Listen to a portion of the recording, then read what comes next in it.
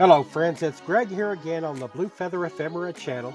I have an eBay store by the same name where I sell vintage magazine print advertising, and every week it's my goal to bring you a video to show you what's sold in my store. We've got some fantastic ads to look at this week. It's going to be fun. Let's go ahead and get started.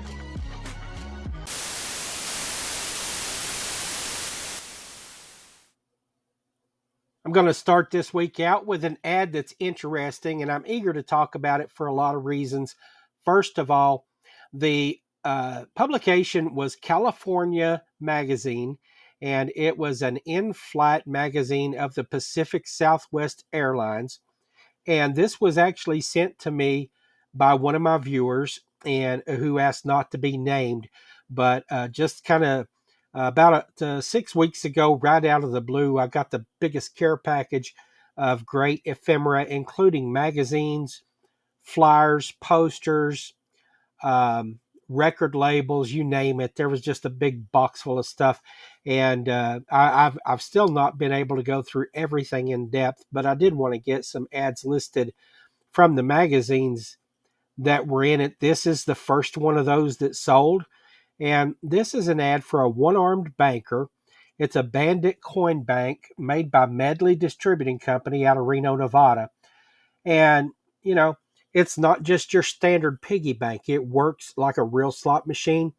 In the details of the ad here, it says it has 156 synchronized parts.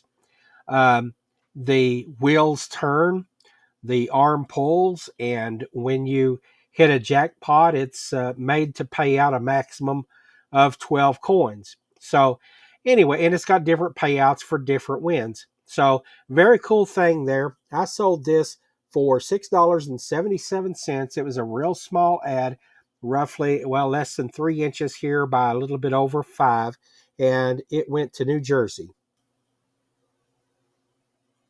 Next up is the oldest ad of the week. This is an ad for Burroughs Accounting Machine, Detroit, Michigan. And I included in the title people who might be interested in an ad like this for decorating their office, including bookkeepers and CPAs. And this ad ran in Fortune Magazine 1930. In the detail of the ad, it just shows a good view of the machine right here and describes a little bit about what it's for. That's all there is to it.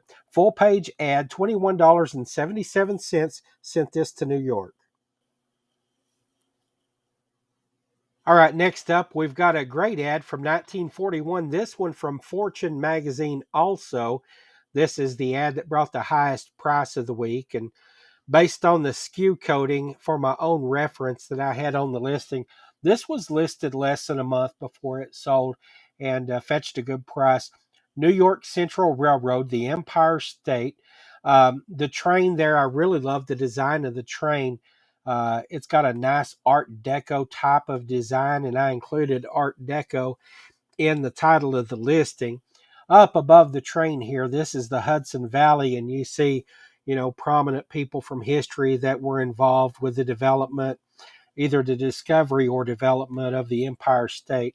Down at the bottom of the ad here, it shows some of the creature comforts of the train cars. Anyway, real nice ad. I sold it for $28.77. It went to Missouri.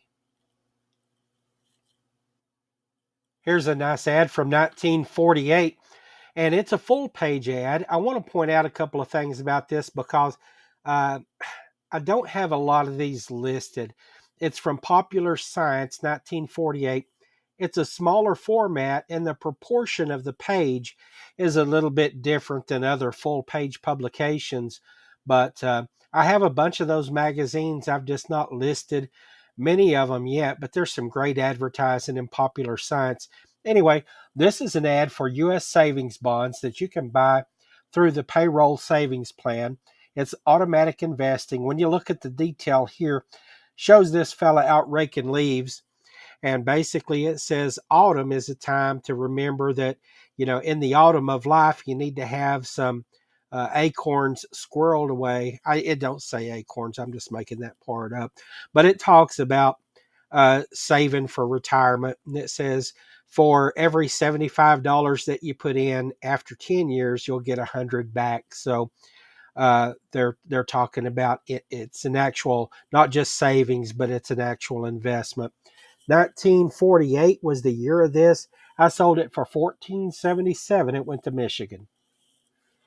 And here's a close up of the page. This is what I was talking about when I said that the full page is smaller than the standard page, and also their proportion is a little bit different.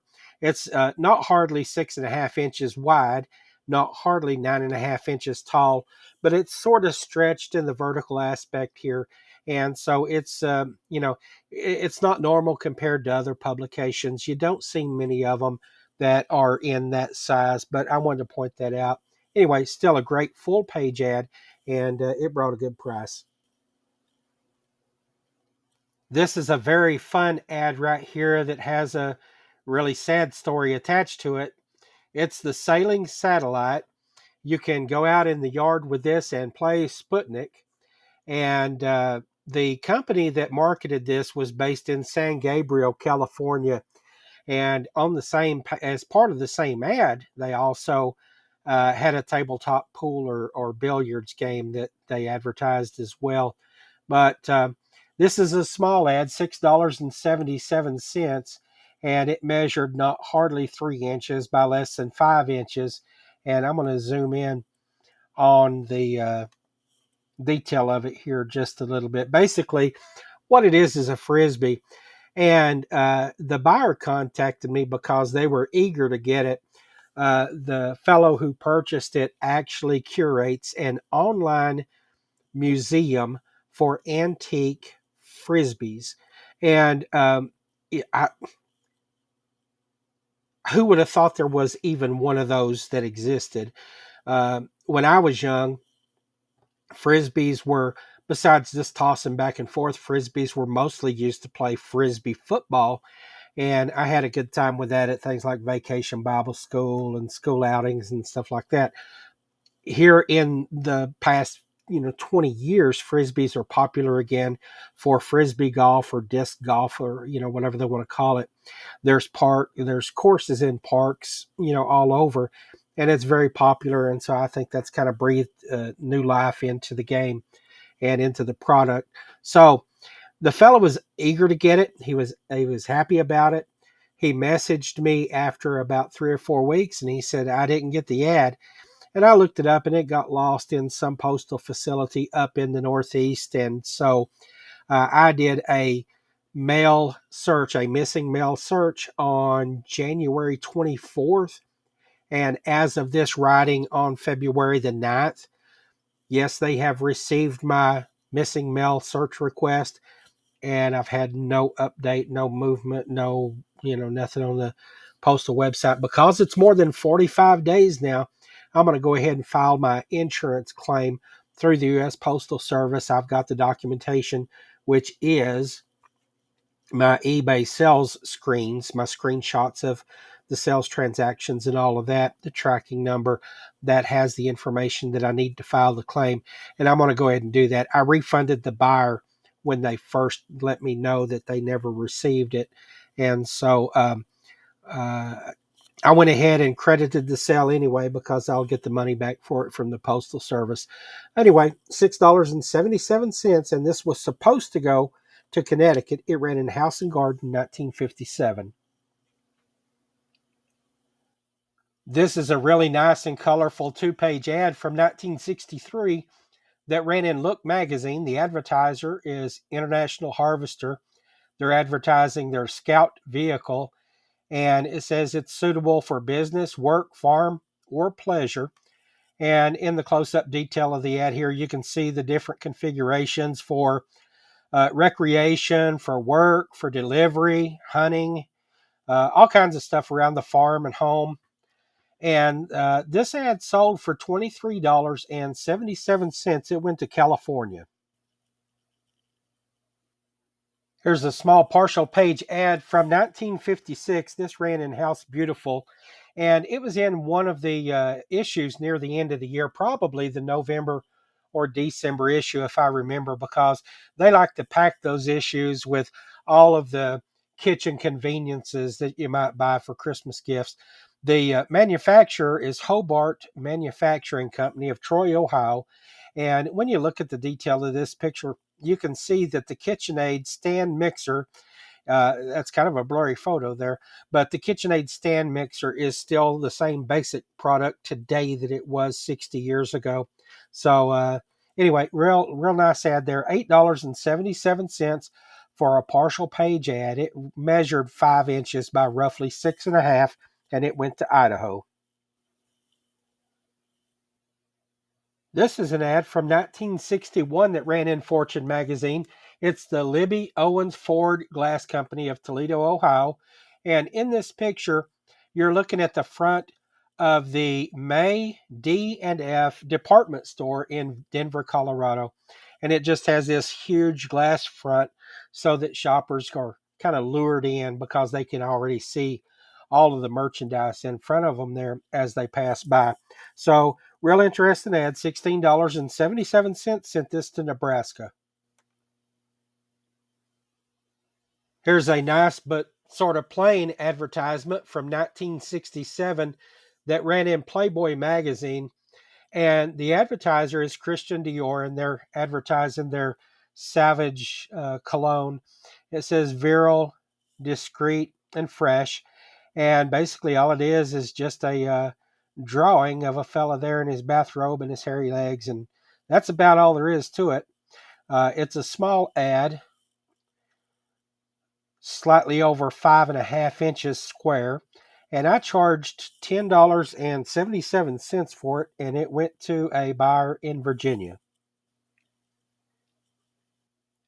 And so here we jump from that last rather mundane ad. We're jumping back to the World War II era. And this one ran in Esquire magazine 1943.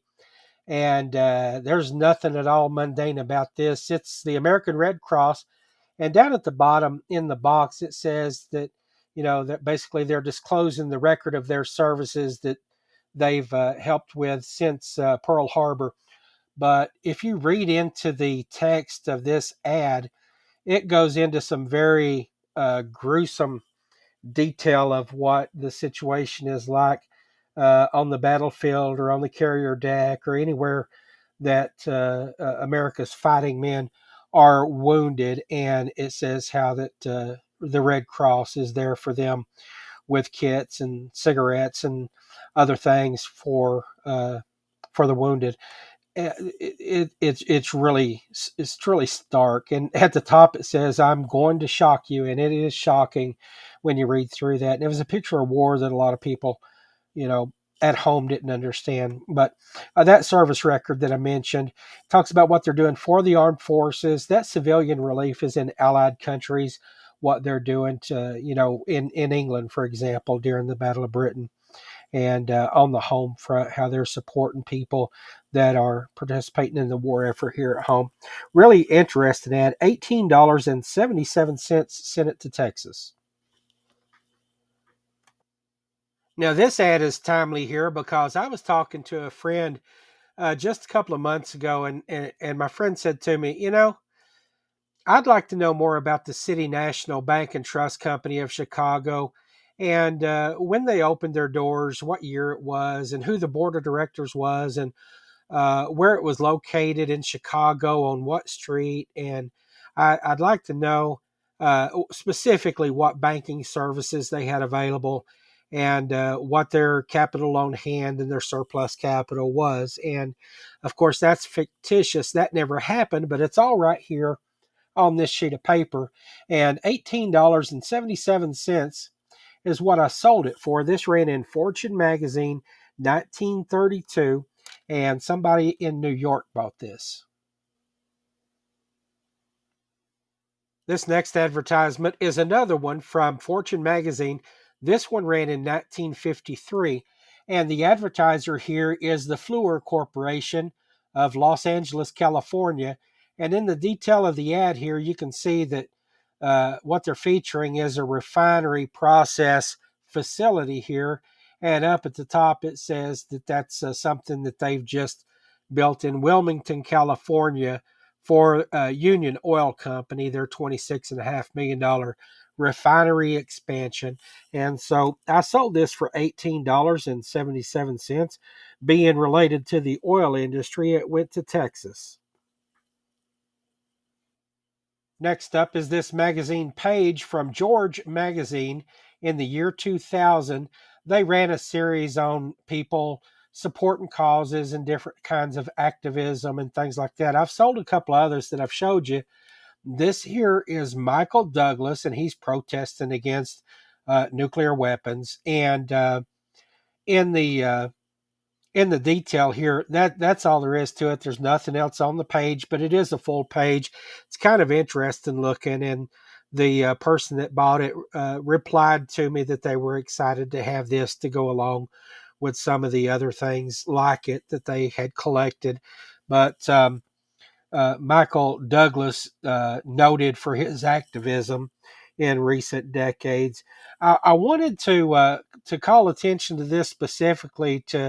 I made it the cover image on the first slide of this video because I wanted to call your attention to making sure that you're looking at other things in the magazines besides advertising. This was not an advertising page, and there's all kinds of good content in magazines that are not advertising that can bring good money as well. I made 1477 on this, and it went to Washington. Now we jump from the serious to the fun, and this right here is as cute as can be. It's an advertisement for the Joy Dog Food Company, and it says, anticipating the season, happy holidays. Now, as these puppies are looking out the window, to my imagination, this is like a moonrise. This may be Christmas Eve. It's getting dark, and maybe they're waiting on Santa Paws or whatever. But it looks like a field blanketed with snow. Again, that's just my mental interpretation of the picture. It's really hard to tell. But anyway, it's a pretty ad, and I like the look of it. It ran in Hounds and Hunting Magazine, 1990, and I sold it for $12.77. It went to Wisconsin. This is an advertisement for airplane plans that you can build yourself, and it says the plane is called Polywagon, and it's Polywagon Incorporated of Murrieta, California. And in the detail of the ad, right down here, it says that the plans cost $120. You can pay $20 additional dollars and get a demonstration tape. You need to specify VHS or beta, so it was back during that era. But this is kind of a unique ad because it's in the landscape orientation. It's about a third of a page. It's almost 3 inches high by almost 11 inches wide. And this ad ran in Private Pilot Magazine, 1984. And I sold it for $10.77. It went back to California. And just like the Michael Douglas page from the year 2000, we jump back 55 years to 1945. Here's another page that sold. It was not an advertisement. It was just informational. It was I guess you'd say, a public service announcement in the magazine called The Open Road for Boys. It's a magazine I've talked about a lot lately, and I guess ever since I started listing them about a year ago, there's been ads that have sold well from all of these magazines called The Open Road for Boys. This is not an advertisement. It's just a vintage print from 1945, and the topic of it is Operation Security. And it talks about the case of the intelligent torpedoes, and it tells the story of a Japanese strike on a convoy and a couple of ammunition ships that were ferrying vital war supplies. And how did the Japanese know which ships to target? It's basically it's the classic loose lips sink ships story, and it's about Operation Security. It's from the World War II era, and that's it's an era that I like, and all of the resellers like listing ads from that era because, it's classic advertising, but it's also an interesting historical period. So a lot of good stuff comes from that time. I sold this page for $12.77 and it went to California.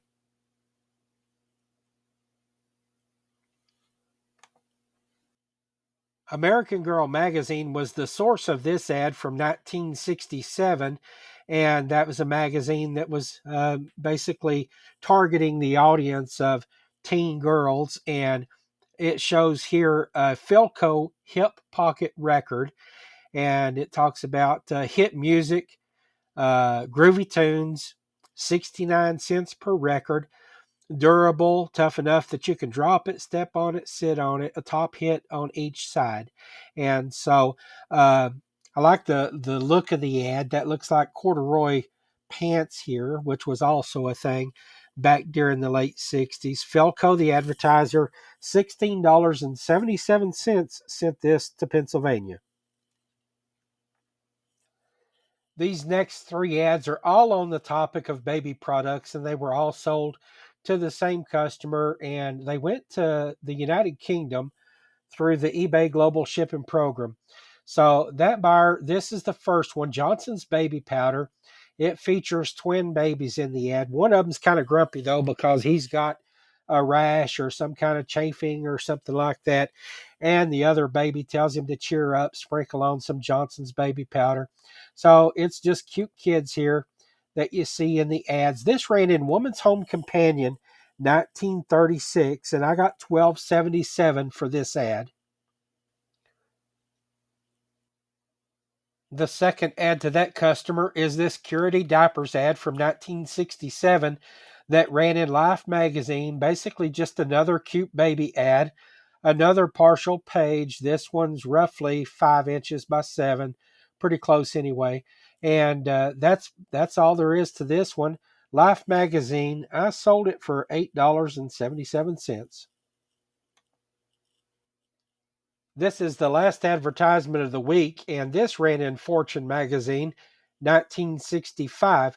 The advertiser here is Union Carbide, and they're talking about lab grown crystals, and specifically what the ring is on the lady's finger here is a Lind Star Sapphire ring, and it says it's the star that dances. So, pretty ring there.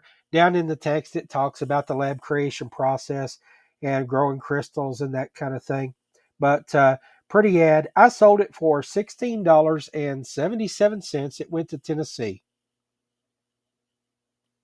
All right, here we are at the weekly recap screen.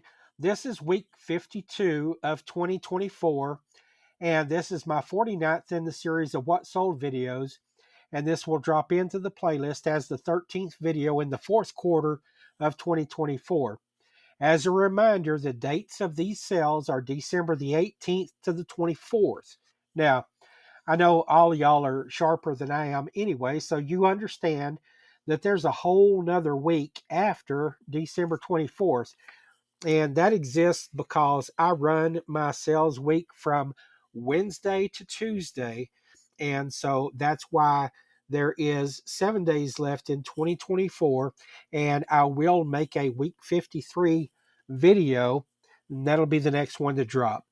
Well, I hope you enjoyed this one. I hope you either learned something or found it enjoyable to watch. If you have questions or comments, I always welcome those. I can't wait to talk to you again next week. Bye for now.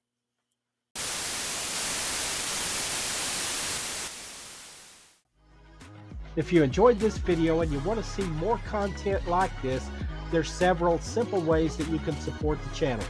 First of all, hit the like button. It just takes a moment. Second, if you have friends that you think would enjoy the content, go down below and send them a link to the channel. Also, leave a comment. I'd love to hear from you, even if it's just a friendly hello. Subscribe to the channel if you're not subscribed already, and turn on notifications. It's that simple. Thanks again for watching.